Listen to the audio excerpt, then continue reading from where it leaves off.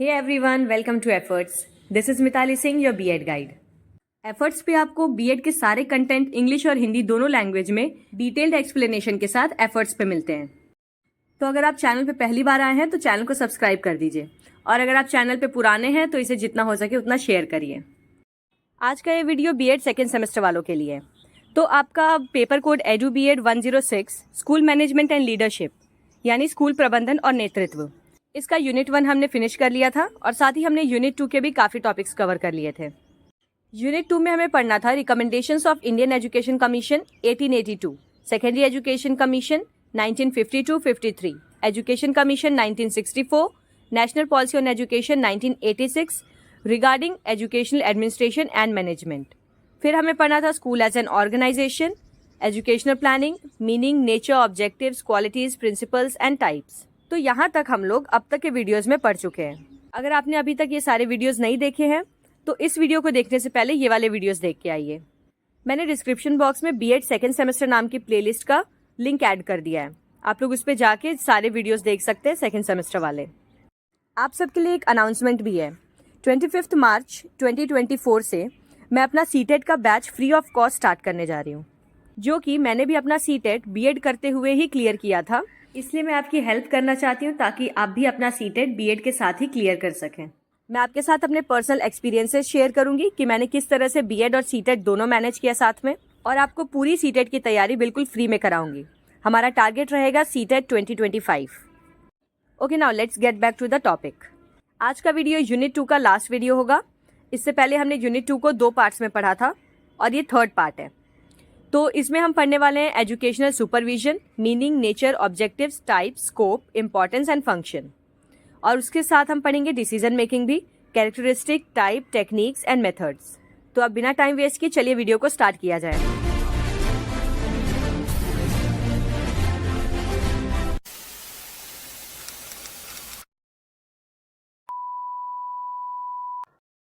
Educational supervision, इसको हिंदी में कहते हैं शैक्षिक पर्यवेक्षण।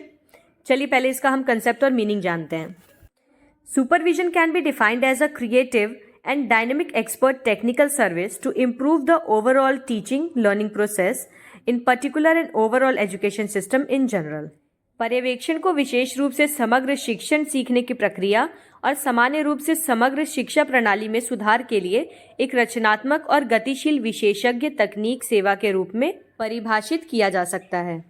यानी सुपरविजन क्या है? किसी भी एजुकेशन सिस्टम में टीचिंग लर्निंग प्रोसेस को सुधारने के लिए, या कह लीजिए पूरे एजुकेशन सिस्टम को सुधारने के लिए की जाने वाली बहुत ही क्रिएटिव और डायनेमिक टेक्निकल सर्विस या प्रक्रिया।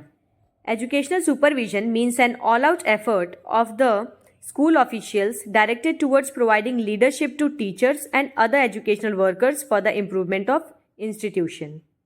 शैक्षिक पर्यवेक्षण का अर्थ है संस्थान में सुधार के लिए शिक्षकों और अन्य शैक्षिक कार्यकर्ताओं को नेतृत्व प्रदान करने की दिशा में स्कूल अधिकारियों का एक संपूर्ण प्रयास। सिंपली सुपरवाइज करने का क्या मतलब होता है? किसी को गाइड करना या इंस्ट्रक्ट करना। तो एजुकेशनल सुपरविजन का मतलब है कि जब किसी एजुकेशनल इंस्टीट्यूशन का हेड यानी कि डायरेक्टर या फिर प्रिंसिपल वो बाकी के स्टाफ को, टीचर्स को या जितने भी स्कूल के मेंबर्स हैं उन सबको इंस्ट्रक्ट करता है या सुपरवाइज करता है in order to get the work done. For example, curriculum कैसा चलाना है स्कूल में, एग्जाम्स कब कंडक्ट कराने हैं, या फिर स्कूल में किस तरह की को करिकुलर एक्टिविटीज करानी है, इन सारी चीज़ों से रिलेटेड इंस्ट्रक्शंस देना। ये सब आता है एजुकेशनल सुपरविजन के under. Now let's see definition of educational supervision. John A Batki defines supervision as good supervision is always concerned with the development of the teacher, the growth of the pupil and the improvement of the teaching learning process. Batki ने पर्यवेक्षण को इस प्रकार से परिभाषित किया है कि एक अच्छा पर्यवेक्षण हमेशा शिक्षक के विकास, विद्यार्थियों के विकास और शिक्षण अधिगम प्रक्रिया के सुधार से संबंधित होता है। According to Kimball Wiles, supervision is assistance in the development of a better teaching learning situation. Kimball Wiles के अनुसार पर्यवेक्षण एक बेहतर शिक्षण अधिगम स्थिति के विकास में सहायता है।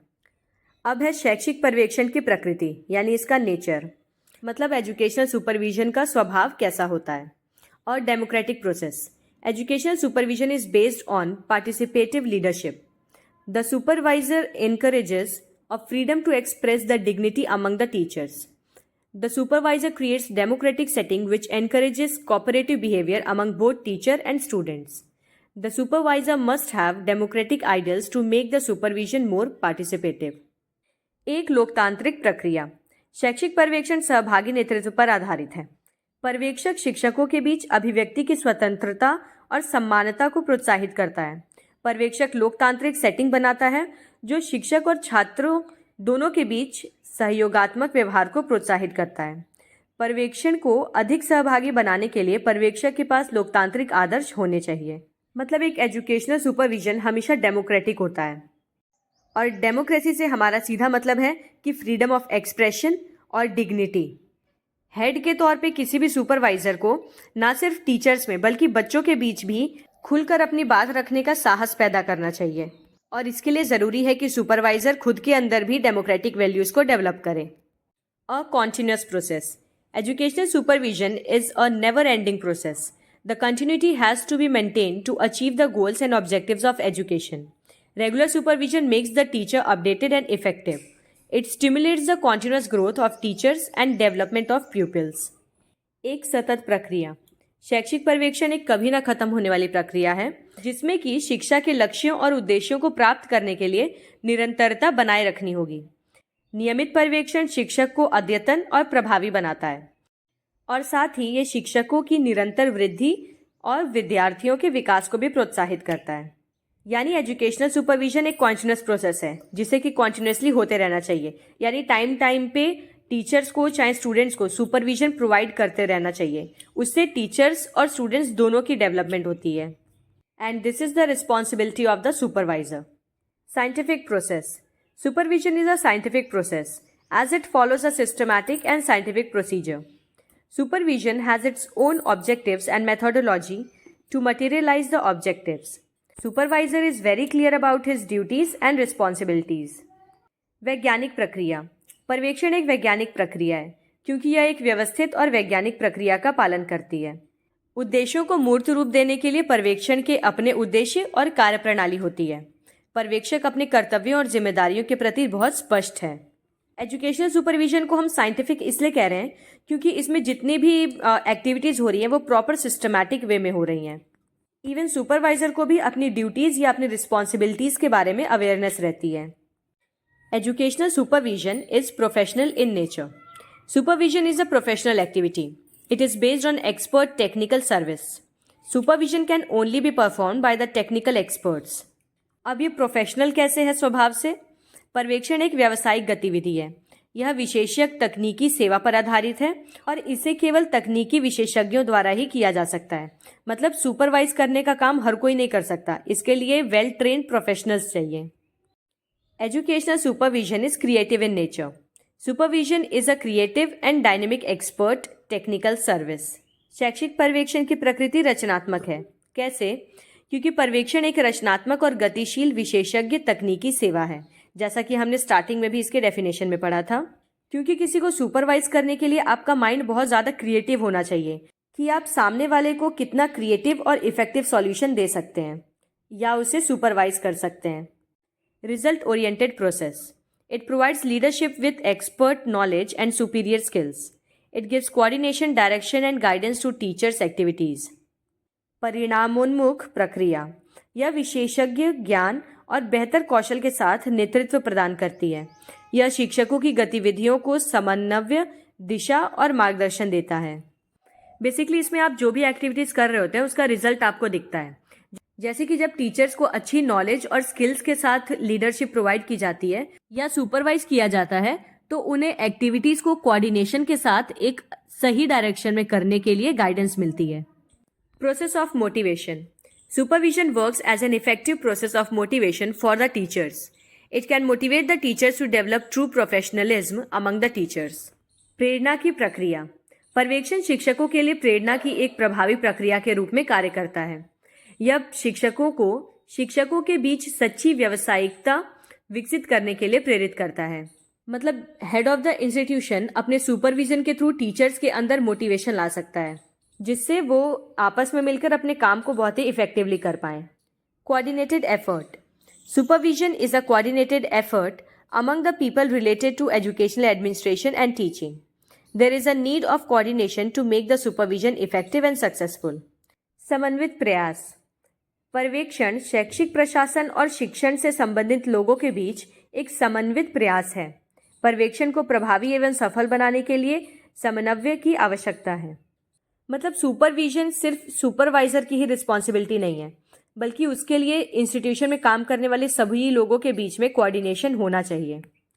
अब देखते हैं ऑब्जेक्टिव्स ऑफ एजुकेशनल सुपरविजन, शैक्षिक पर्यवेक्षण के उद्देश्य।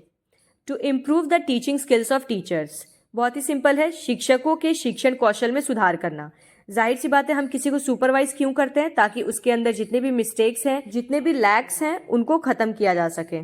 To acquaint the teachers with new pedagogical approaches, शिक्षकों को नए शैक्षणिक दृष्टिकोण से परिचित कराना।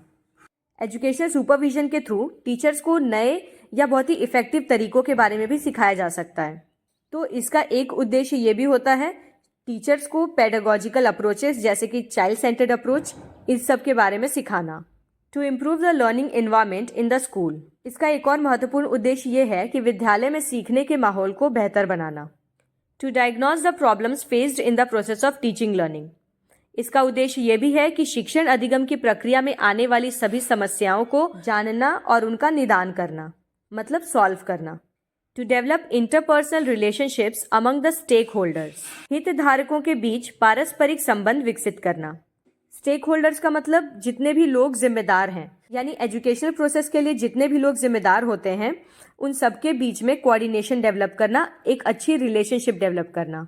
चाहे वो प्रिंसिपल और टीचर के बीच में हो, चाहे टीचर्स में आपस में हो, या टीचर्स पेरेंट्स और पेरेंट्स और स्टूडेंट्स के बीच हो। To integrate the elements of educational system, शैक्षिक प्रणाली के सारे तत्वों को एकीकृत करना। To promote cooperative educational effort in a friendly atmosphere, मैत्रीपूर्ण वातावरण में सहयोगात्मक शैक्षिक प्रयास को बढ़ावा देना। कैरेक्टरिस्टिक्स ऑफ इफेक्टिव सुपरविजन, एक प्रभावी पर्यवेक्षण की विशेषताएं। Effective supervision is adaptive and flexible. The aims and methods of the supervisor are determined by the conditions inherent in a particular situation and by the nature of the specific problems involved. प्रभावी पर्यवेक्षण ऐसा होना चाहिए जिससे सभी लोग आसानी से अडॉप्ट कर सकें, मतलब उसके हिसाब से ढल सकें, और लचीला होना चाहिए ताकि उसे ज़रूरत के हिसाब से बदला जा सके। किसी भी सुपरवाइजर के जो एम्स हैं या उसका जो मेथड है सुपरवाइज करने का, ये डिपेंड करता है कि किस तरह की सिचुएशन से वो डील कर रहा है। Effective supervision is cooperative consideration of a professional problem by all persons involved in an essential ingredient of effective supervision. एक प्रभावी पर्यवेक्षण सहयोगात्मक है। इसमें शामिल सभी व्यक्तियों द्वारा एक पेशेवर समस्या पर विचार करना प्रभावी पर्यवेक्षण का एक अनिवार्य घटक है। यानी एजुकेशन सिस्टम में किसी भी तरह की प्रॉब्लम आ रही है तो सभी लोग एक साथ कोऑपरेट करते हुए उस प्रॉब्लम का सॉल्यूशन निकालेंगे। Effective supervision is scientific. Successful supervisors take a personal interest in their associates with whom they work and at the same time they deal with the professional problems in an objective and impersonal way. प्रभावी पर्यवेक्षण वैज्ञानिक है। एक सफल पर्यवेक्षक अपने सहयोगियों में व्यक्तिगत रुचि लेते हैं जिनके साथ वे काम करते हैं, और साथ ही वे पेशेवर समस्याओं से वस्तुनिष्ठ और अवैयक्तिक तरीके से निपटते हैं। मतलब एक अच्छा सुपरवाइजर अपने साथ काम कर रहे सभी लोगों की प्रॉब्लम्स में पर्सनल इंटरेस्ट लेता है और उनको पर्सनली सॉल्व करता है, लेकिन जब वो डिसीजन बना रहा होता है या किसी को सुपरविजन दे रहा होता है उस वक्त वो इम्पर्सनली सोचता है। Effective supervision has a positive motivating effect. Good supervision should encourage the teachers to improve their teaching practices instead of discouraging them. एक प्रभावी पर्यवेक्षण का सकारात्मक प्रेरक प्रभाव होता है। अच्छे पर्यवेक्षण से शिक्षकों को अपनी शिक्षण प्रथाओं में सुधार करने के लिए प्रोत्साहित किया जाना चाहिए, ना कि उन्हें हतोत्साहित या डिमोटिवेट करना चाहिए। Effective supervision is both analytical and interpretative. Supervisor has to analyse the factors responsible to make supervision effective. प्रभावी पर्यवेक्षण विश्लेषणात्मक और एकीकृत होता है।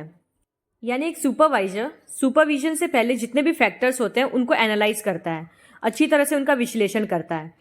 Effective supervision is both projective and reflective. प्रभावी पर्यवेक्षण प्रक्षेपात्मक और चिंतनशील दोनों होता है। प्रोजेक्टिव से यहाँ पे मतलब है एक्सप्रेसिव, यानी खुद को एक्सप्रेस करना, और रिफ्लेक्टिव से मतलब है दूसरों के एक्सप्रेशंस पे रिएक्शन देना। नेक्स्ट टॉपिक है स्कोप और एस्पेक्ट ऑफ एजुकेशनल सुपरविजन, शैक्षिक पर्यवेक्षण का दायरा या उसके पहलू। Aspects of teaching process. This aspect of supervision is related to the supervisor's knowledge and skills of modern teaching methods and techniques. शिक्षण प्रक्रिया के पहलू से मतलब है कि इसमें जो पर्यवेक्षक है यानी सुपरवाइजर, उसको आधुनिक शिक्षण विधियों और तकनीकों का ज्ञान होता है, मतलब उसे सभी टीचिंग मॉडल्स और टीचिंग स्किल्स के बारे में अच्छी नॉलेज होती है। The primary responsibility of a supervisor is to look after the needs and aspirations of teachers. एक सुपरवाइजर की सबसे पहली जिम्मेदारी या प्रायोरिटी तो ये होती है कि वो शिक्षकों की ज़रूरतों और उनकी आकांक्षाओं का ध्यान रखें। Through the process of supervision, teachers need to be motivated towards the teaching process. It is the duty of the supervisor to provide sufficient knowledge of curriculum, teaching process, evaluation and assessment, etc. to the teacher community. Hence, supervisor should work as a mentor for the teachers. Educational supervision की मदद से teachers को teaching process के लिए motivate किया जाना चाहिए। एक सुपरवाइजर की ये रिस्पॉन्सिबिलिटी होती है कि वो पूरी टीचर कम्युनिटी को, मतलब जितने भी टीचर्स काम कर रहे हैं उस संस्था में, उनको पाठ्यक्रम के बारे में, शिक्षण प्रक्रिया के बारे में, मूल्यांकन के बारे में, इन सब चीज़ों की नॉलेज दें। इसीलिए एक पर्यवेक्षक को या सुपरवाइजर को शिक्षकों के लिए मार्गदर्शक के रूप में कार्य करना चाहिए। तो ये तो हो गया टीचिंग प्रोसेस के लिए। अब है एस्पेक्ट्स ऑफ लर्निंग प्रोसेस।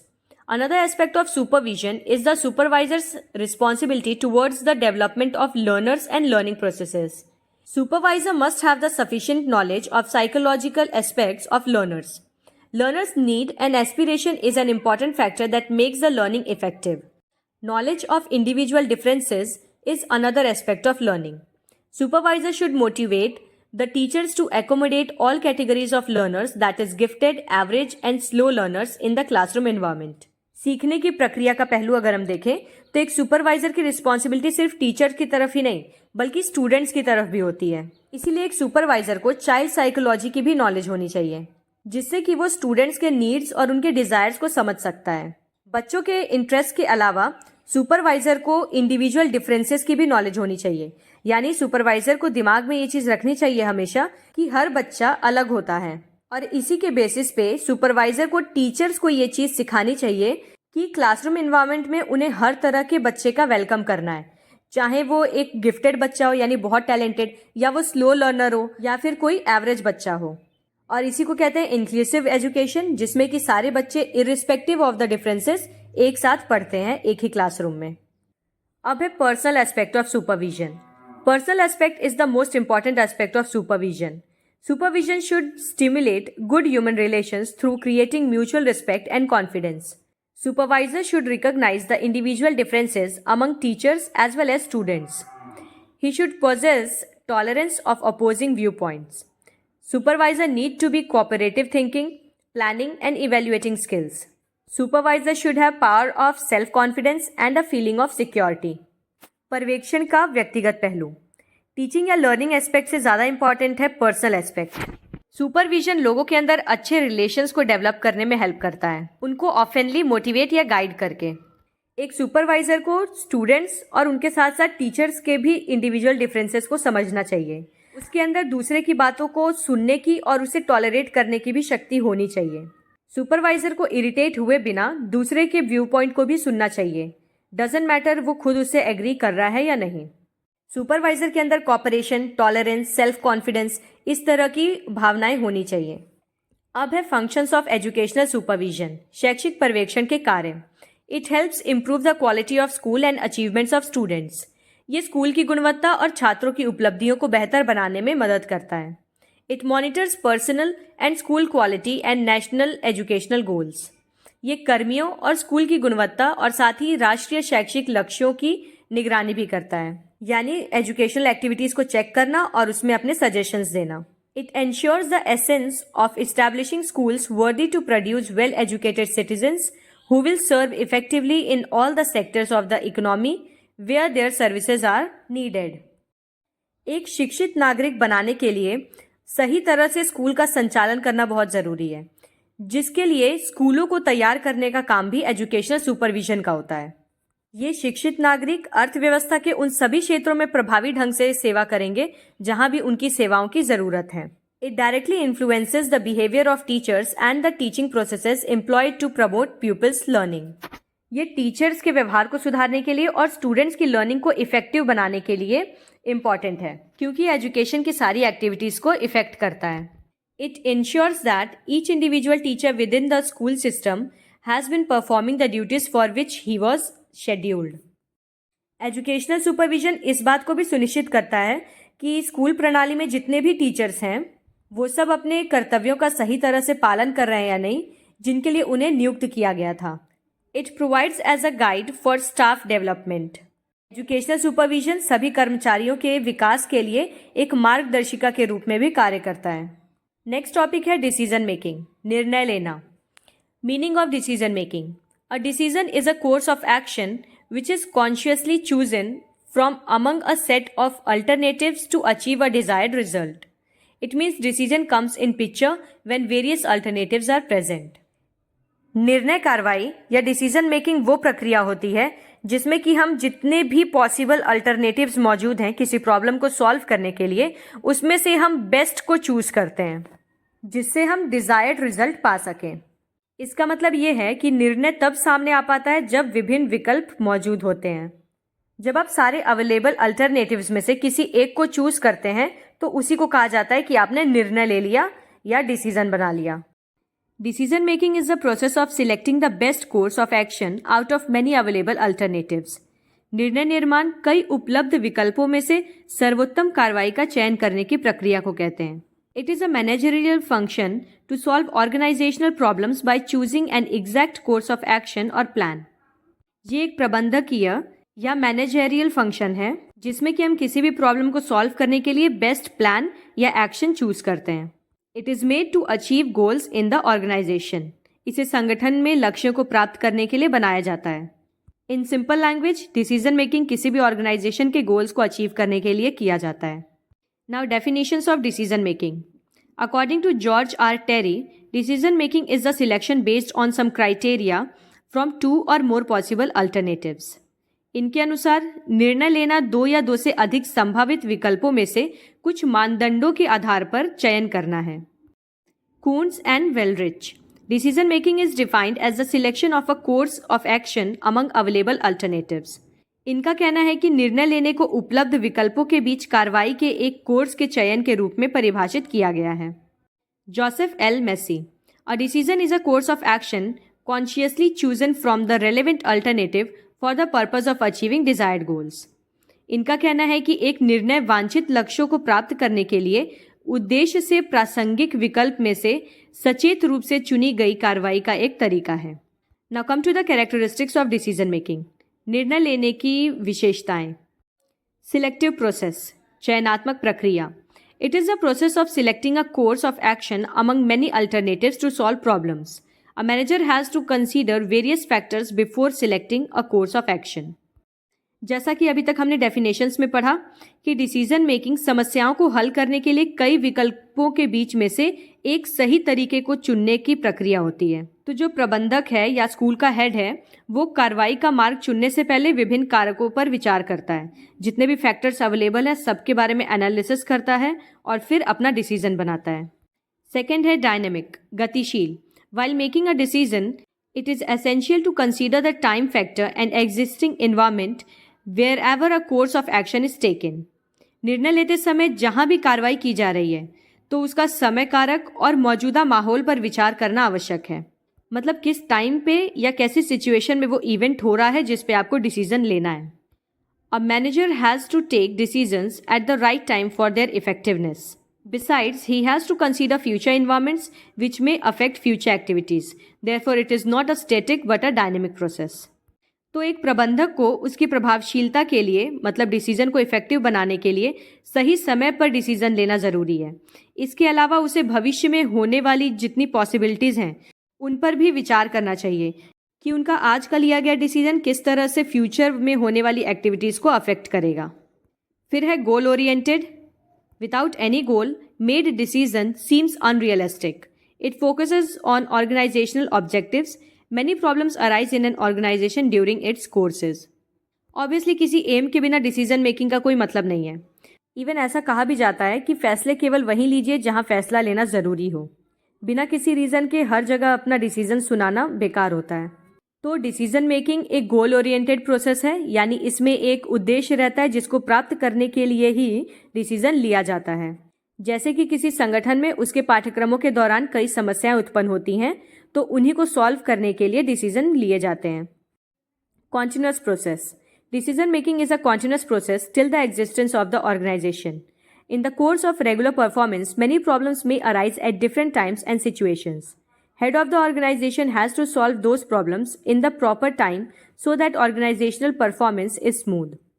देखिए, निर्णय लेना एक सतत प्रक्रिया होती है, मतलब कॉन्टिन्यूअस। हर स्टेप पे, हर जगह, हर छोटे से छोटे काम के लिए भी आपको डिसीजन लेना पड़ता है, चाहे वो सुबह जल्दी उठने से लेकर थोड़ी देर और सो लेती हूँ तक का डिसीजन हो। तो नियमित प्रदर्शन के दौरान अलग अलग समय और परिस्थितियों में कई समस्याएं उत्पन्न होती रहती हैं। संगठन के प्रमुख को उन समस्याओं को उचित समय में हल करना होगा ताकि संगठनात्मक प्रदर्शन सुचारू रहे।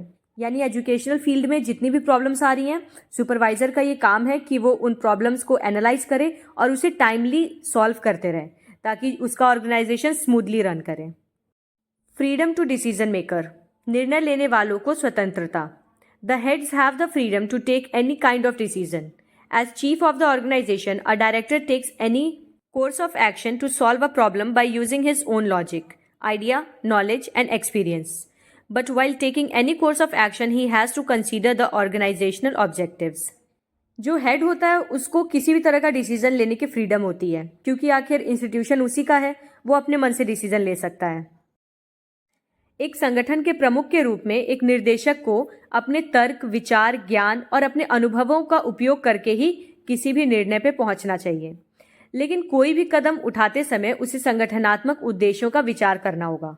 मतलब वो अपने हिसाब से तो डिसीजन ले सकता है, पर ऑर्गेनाइजेशन की बेटरमेंट को ध्यान में रखते हुए। अब ये थोड़ा इंपॉर्टेंट है, इसमें types of decision making. Programmed and non program decision, Hindi में कहते हैं क्रमादेशित और गैर क्रमादेशित निर्णय। The program decision is the simplest form of decision. It is made for the repetitive task to perform.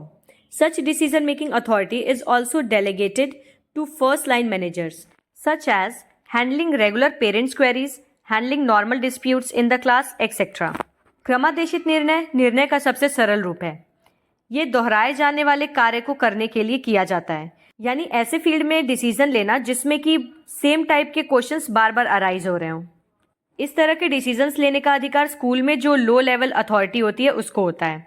जैसे कि स्कूल में जो असिस्टेंट्स होते हैं उनका काम रहता है पेरेंट्स की क्वेरीज को सॉल्व करना, मतलब माता पिता के जो नियमित प्रश्न हैं उनको संभालना, या फिर क्लास में अगर बच्चों से रिलेटेड कोई इशू है तो उसको टैकल करना। The non program decision is unique and novel in nature. It is made in an exceptional situation. In fact, it is called actually a managerial decision. It may be taken to handle issues like new enrollments, declining progress of the students, etc.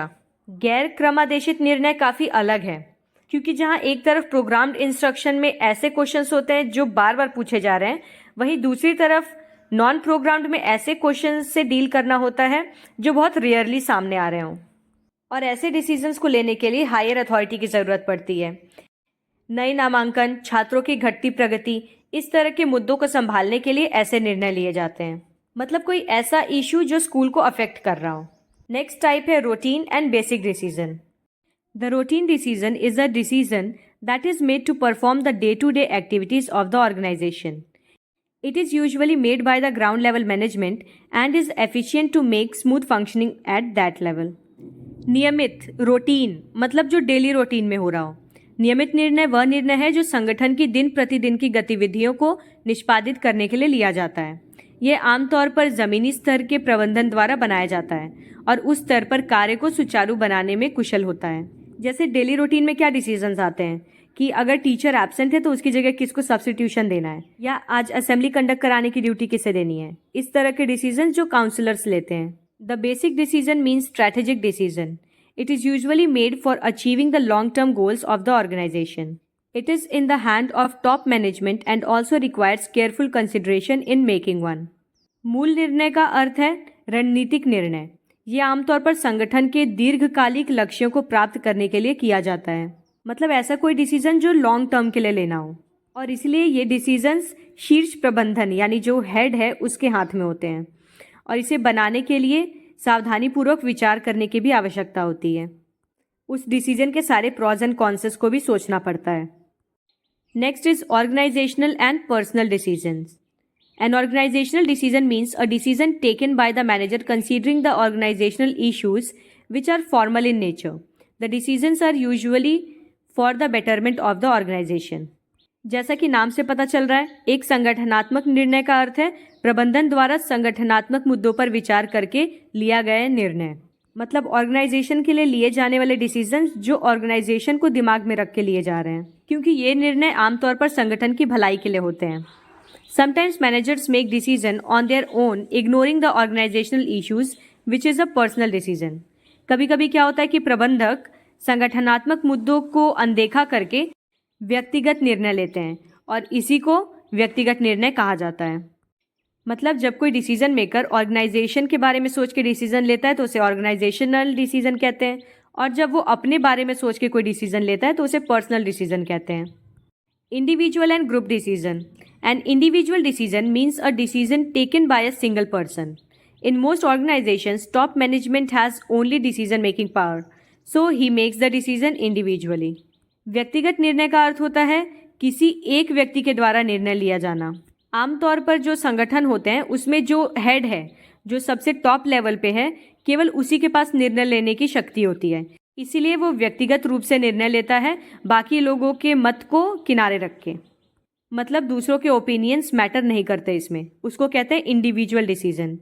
And a group decision means a decision taken by a group of people. Such a decision needs mutual understanding. In a joint companies management committee, the board of directors is involved in such decisions. और अगर हम समूह निर्णय की बात करें तो इसका अर्थ होता है लोगों के समूह द्वारा लिया गया निर्णय, जिसमें हर किसी के ओपिनियंस मैटर कर रहे हो और सबसे डिस्कशन करने के बाद ही वो डिसीजन लिया गया हो। मैं आपको की पॉइंट्स बता दे रही हूँ, आप इसे इलेबोरेट करके मतलब अपने आंसर को और एक्सटेंड कर सकते हैं। अब लास्ट टॉपिक है हमारा इस वीडियो का, techniques and methods of decision making. निर्णय लेने की तकनीकें और तरीके। सबसे पहला तरीका होता है कमांड मेथड, यानी आदेश विधि। In this method decision making is an executive power and the decisions are taken by a central authority. This is an authoritative and dictatorial method as it doesn't necessarily involve the opinion of other stakeholders.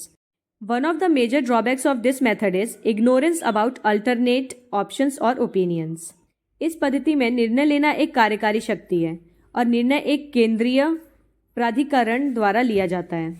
मतलब ये एक तानाशाही तरीका होता है, एक dictator की तरह बस इसमें नॉर्मली कमांड दे दिया जाता है। जो मन किया वो डिसीजन लिया गया बिना किसी और की राय लिए, और बस उसे कमांड की तरह से बता दिया गया।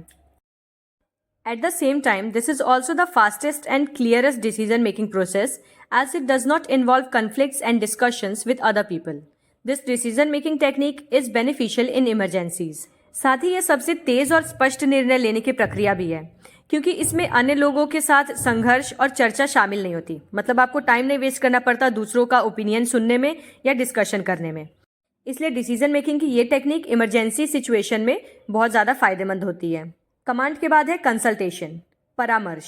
Consultation is the commonest among all the decision making techniques for taking long term decisions. Under this technique, the decision maker seeks inputs from others and considers them diligently. But the eventual power of decision remains with her. It usually takes longer when we apply this technique as it involves taking the opinions of multiple people. जब भी आपको दीर्घकाल के लिए मतलब long term के लिए कोई डिसीजन लेना हो तो उसमें कंसल्टेशन टेक्निक सबसे बेस्ट होती है. इस तकनीक के तहत निर्णय लेने वाला दूसरों से परामर्श लेता है, उनके ओपिनियंस को सुनता है, लेकिन फाइनल डिसीजन मेकिंग की पावर उसी के हाथों में रहती है. जहां एक तरफ कमांड टेक्निक में डिस्कशन में टाइम वेस्ट नहीं करना पड़ता था, वहीं दूसरी ओर कंसल्टेशन में आमतौर पर अधिक समय लगता है, क्योंकि इसमें कई लोगों की राय लेनी होती है. थर्ड मेथड है वोटिंग, मतदान. Voting is considered one of the most democratic techniques of decision making. During this process, the available options are brought to the notice to all group members and each action is deliberated upon. Once the discussions are complete, the present members vote in favor of the option they find most suitable. The option selected by the majority of the voters is regarded as the final decision. मतदान निर्णय लेने की सारी तकनीकों में से सबसे ज्यादा लोकतांत्रिक है। जैसा कि आपको नाम से ही पता चल रहा होगा, इस प्रक्रिया के दौरान जितने भी ऑप्शंस अवेलेबल रहते हैं उनको सारे समूह के सामने रखा जाता है। फिर सभी लोग उन ऑप्शंस के बारे में डिस्कशन करते हैं और चर्चा हो जाने के बाद उपस्थित सदस्य उन विकल्पों में से अपने पक्ष में मतदान करते हैं, मतलब वोट करते हैं। जो भी ऑप्शन उन्हें बेस्ट लगता है उसे सिलेक्ट करते हैं। फिर जिस ऑप्शन को मेजॉरिटी ऑफ लोगों ने चूज किया रहता है उसी को फाइनल माना जाता है। ब्रेनस्टॉर्मिंग यानी बुद्धिशीलता। Brainstorming is among the various techniques of decision making that proves beneficial when there are no clear options in sight. Under this technique, all group members get together to find options through discussion and debate. Brainstorming को बुद्धिशीलता या विचार मंथन भी कहते हैं। तो विचार मंथन निर्णय लेने की सभी तकनीकों में से सबसे ज्यादा फायदेमंद साबित होती है। मतलब वोटिंग में तो होता है कि हमारे पास ऑप्शंस होते हैं, उन्हीं को सबके सामने रखा जाता है और उसमें से बेस्ट ऑप्शन चूज करना होता है। लेकिन ब्रेनस्टॉर्मिंग में हमारे पास ऑप्शंस नहीं होते, इसमें सिर्फ प्रॉब्लम को सामने रखा जाता है और ग्रुप के सारे मेंबर्स अपने दिमाग के घोड़े दौड़ाते हुए जितने पॉसिबल सॉल्यूशंस हो सकते हैं उसको सोचते हैं और फिर डिस्कशन के बाद बेस्ट ऑप्शन को चूज किया जाता है। अब आप सोचेंगे कंसल्टेशन में भी तो यही होता है, सबकी राय ली जाती है और फिर सिलेक्ट करते हैं बेस्ट ऑप्शन। तो ब्रेनस्टॉर्मिंग का यूज तब किया जाता है जब हमारे पास कोई अवेलेबल ऑप्शंस ना हो, जबकि कंसल्टेशन में या वोटिंग के केस में ऑप्शंस होते हैं। हमें केवल सामने वाले की सलाह लेनी होती है कि हम कौन सा ऑप्शन चूज करें। उसके बाद है कंसेंसस यानी सर्वसम्मति। Among all the decision making techniques the consensus method is the most difficult and time consuming. In this process, the group holds several rounds of discussions until everyone unanimously agrees upon a decision. निर्णय लेने के सभी तकनीकों में से सर्वसम्मति विधि सबसे ज्यादा कठिन और समय लगने वाली मानी जाती है, क्योंकि इस प्रक्रिया में समूह के कई दौर में चर्चा की जाती है। यानी ये डिस्कशन तब तक चलता रहेगा जब तक कि किसी एक फाइनल डिसीजन पे ग्रुप के सारे मेंबर्स एग्री ना करें। Since this is one of those decision making methods that requires everyone to overcome their differences and decide in favor of one option, it often drags on endlessly without any result. क्योंकि इस निर्णय लेने में सभी लोगों को अपने मतभेदों को दूर करके किसी एक विकल्प पे सहमत होना या किसी एक पक्ष को चुनना होता है, इसीलिए अक्सर ये बिना किसी परिणाम के अंतहीन रूप से खिंचता चला जाता है। मतलब बहुत ही ज्यादा टाइम कंज्यूमिंग है ये मेथड, क्योंकि at one or the other point कोई ना कोई तो डिसएग्री करेगा ही। So that is it. I hope कि आपको टॉपिक अच्छे से समझ आया होगा। सो प्लीज चैनल को सब्सक्राइब कर दीजिए और इससे अपने दोस्तों के साथ भी शेयर करिए। And yes, don't forget to give your feedback in the comment section, because आपके कमेंट्स बहुत ज़्यादा मोटिवेट करते हैं मुझे। तो मिलते हैं अब अगले वीडियो में। Till then take care and bye bye.